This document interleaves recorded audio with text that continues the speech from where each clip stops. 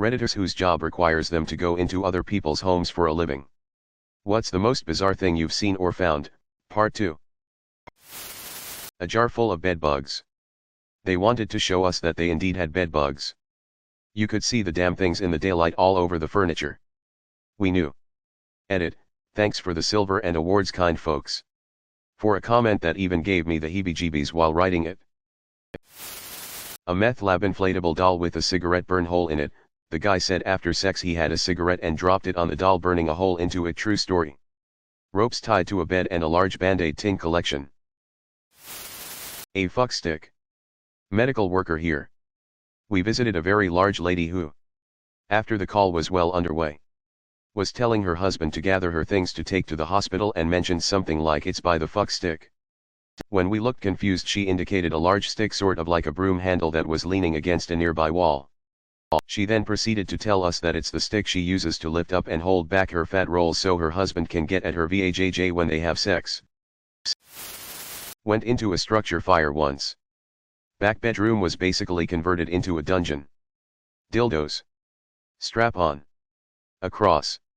A cage. Anal plugs and drawings of dicks everywhere. I mean everywhere.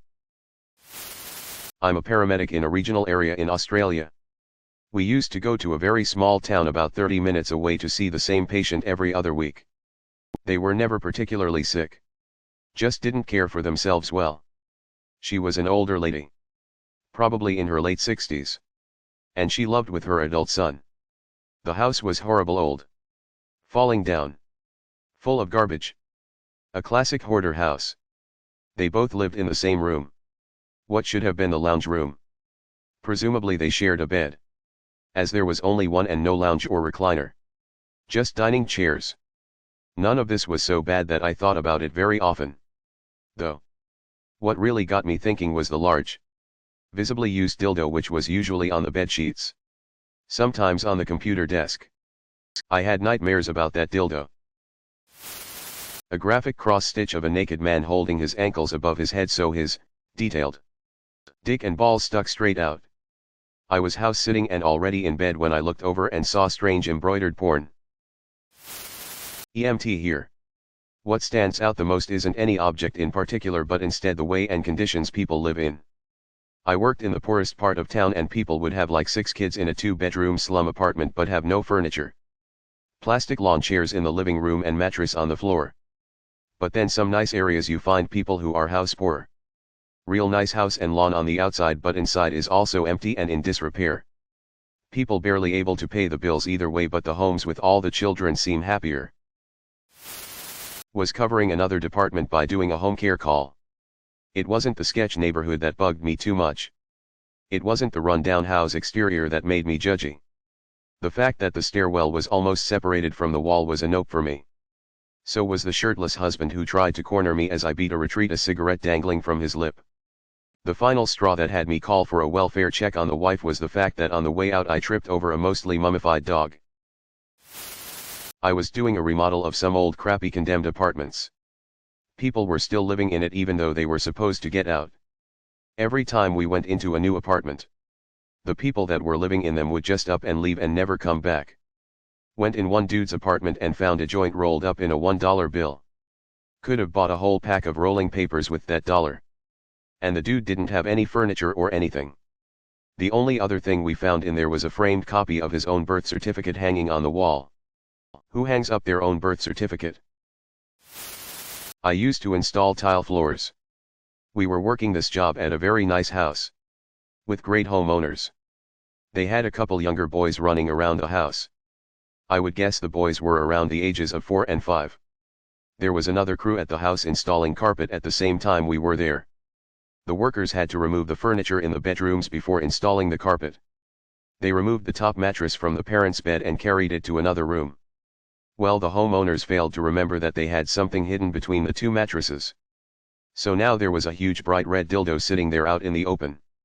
The best part was one of the boys came into the room at that time and saw it. Not knowing what it was. He grabbed it and ran out of the room, running around the house looking for his parents to ask them what it was. He found his dad at first, which told him to go ask his mother. So the boy runs off, with it held above his head. yelling, "Mommy, mommy, what is this?" Everyone could hear him and was watching at this point. We had never seen something so funny and could not help from laughing. I'm a social worker. My co-worker knocked on a client's door and he answered totally naked. He was a depressed alcoholic. When I had to work with him a year later, the first thing I did was ask him to always be clothed when we met. He kept his promise. My other co-worker had a client whose pet pig came to the door the first time she visited. What's most common is dirt and tremendous clutter. Pro tip, whenever possible, always sit on a hard chair and not the couch. We had to do inventory on a woman's sex toys after her house caught on fire. She had over $1,000 worth of dildos and vibrators that filled an entire contractor's trash bag. We accidentally kicked the bag one day and we had to dig through all of them to turn one of them off. Not my story, but my brother was a roofing estimator and went into many homes to track down leaks. So many nude paintings / pictures of the wife. Usually he was discussing the leak with her. I used to be a furniture mover. This one lady we moved had a bulletin board filled with Polaroids of her holding guys' dicks. Dozens of them. All different shapes and colors. Just resting in her hand. Two seriously disturbing things I found as a termite contractor. 1. Bones from a dead body. Was under a crawl space and found a bone that looked like a human femur. Turns out it was. Called cops. Gave a report. Got the EFF out of there. 2. I noticed a plaque the size of a large clock above someone's mantle. It had names where numbers would be and a small trinket below the name. I wished I would have never asked about it. Because it turns out it was the preserved circumcision skin from all the men in their family. There is literally no appropriate response here. I literally just left the room and acted like I never heard anything. Edit, holy shit balls. This thing blew up overnight. I appreciate all the awards and likes. But then realized that you all liked and awarded a post about preserved foreskin. You dirty fucks. LOL. Here are a couple answers to a couple common questions from thread and chat. Were the foreskins real? Like seriously? What the fuck kind of question is this, LOL? I wasn't going to get closer to look and I really didn't feel comfortable asking about the preservation process, haha. The foreskins are an ancient Semitic tradition. God, I hope this is a real thing. Because I would cling to any rationale that could explain this behavior. But for the record, these people were middle-aged Caucasians in the middle of suburbia. Dead body conclusion, yeah, I never found out any more details. I was called a few times for more questions. But told them to refer to my original report. As interesting as it might have been. There was no way in hell I was going to insert myself into that situation any more than I needed to be. Yes, officer, I would love to come in for questioning. Of course I want to be a suspect in this case, GTFO LOL. Dead body immediate reaction. I got my shit in my truck and drove a couple miles away. Then I called the police and gave them the address. Then I called my boss and gave him the story. Then I called the homeowner and was like, sorry I left. But I found a human skeleton under your house. I called the cops and they will probably have questions for you. I hope you're not haunted. A/C call. Worked at this complex for a year and I've never seen this guy in my life. Just imagine Dale Gribble but shirtless and in short shorts. The man had a trifold mirror set up with a camera and had a stack of VHS pornos next to his 20-inch tube TV. My co-workers laughed their asses off when I told them what I walked into. They didn't warn me, man. Told me he keeps a sex doll in the bedroom. Honestly. Been doing this shit 5 years. Seen too much shit. Hoarders. Creeps. It seems like a lot of people aren't right. No disturbing thing, but I do have to say that I feel much better about the condition my home is kept in. I do real estate photography, so I see people's homes after prepping their house for sometime weeks. These homes are usually always looking their best. Let me tell you. Some people's best is worse than your worst. There is this one house I will never forget. It was filled with penises. There were pictures on the wall of penises. Penis statues. Carvings. Paintings. Flags. Tapestries. Lamps. Table legs. Drawings. Etc. Were all of penises. The armrests on the chairs and couches were shaped like penises. So if you put your arm on them, You would be grabbing the head. Even the couches and chairs were upholstered in penis fabrics. The two dudes that lived there were both artists and they made all of it. It was the weirdest fucking thing I think I have ever seen. Used to live in South Florida and worked in apartment complex.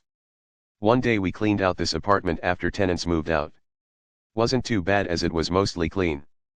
But the shocking part was finding a severed goat's head in the fridge, on a platter, not just stuffed in there. It was skinned and everything.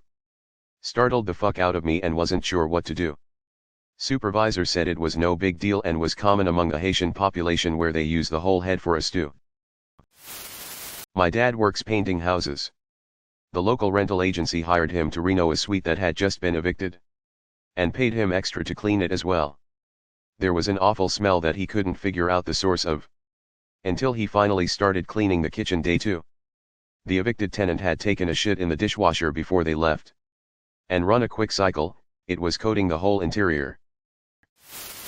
Back in my teenage babysitting days, I regularly watched 3 kids whose parents kept one of those enormous packages of hot dogs out on the kitchen counter.